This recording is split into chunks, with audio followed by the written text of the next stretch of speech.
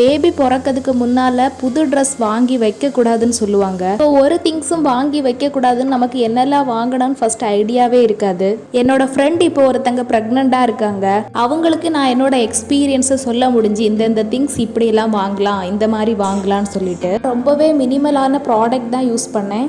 Product வாங்கி எனக்கு லாஸ்ட்ல யூஸ் ஆகாம போச்சு. சில ப்ராடக்ட் நான் வாங்காதனால ரொம்ப கஷ்டப்பட்டேன். கொஞ்சம் ப்ராடக்ட் கொஞ்சம் டேஸ் தான் யூஸ் ஆச்சு. ஸோ மந்த் வைஸ் இந்தந்த பொருள் தேவைன்னு போட்டிருக்கேன். உங்களுக்கு வேணும்னா செக் பண்ணி பார்த்துக்கோ. அந்த பொருள் என்னெல்லாம்னு சொல்லிட்டு டிஸ்கிரிப்ஷன்ல இருக்கு, வேணும்னா நீங்க செக் பண்ணி பார்த்துக்கலாம். இன்னைக்கு டே ரொம்ப ஹாப்பியா போச்சு. மார்னிங் எழும்பும் போதே நல்ல மழை, அப்படியே என்னோட மெமரிஸும் கொஞ்சம் பேக்ல போயிட்டு நல்ல மழையா இருக்கும். நியூஸ்ல பார்த்தா கன்னியாகுமரிக்கு இன்னைக்கு லீவுன்னு வரும். பார்த்துட்டு இருக்கும் போதே சுட சுட அம்மா கையில கொண்டு டீயை தருவாங்க. அப்படியே பெட்ஷீட்டை இழுத்து போத்திட்டு கார்ட்டூனை போடியதுதான். இப்பதான் புரியுது தனியா கிச்சன்ல போய் வேலை பாக்கி அம்மைக்கு கவலை. அதே மாதிரி தான் இன்னைக்கு என் பையன் நல்லா தூங்கிட்டு இருந்தா, நான் நேரமே எழும்பி வீட்டுல உள்ள வேலையை பார்த்துட்டு இருந்தேன். எல்லா வேலையும் முடிச்ச உடனே பழம் வச்சு சாப்பிடணும்னு தோணுச்சு. பட் அரிசி மாவும் இல்ல, மைதா மாவும் இல்ல. கோதுமை மாவு கடலை மாவு ரெண்டையும் மிக்ஸ் பண்ணி ஏதோ ஒரு மாவை ரெடி பண்ணிட்டேன்.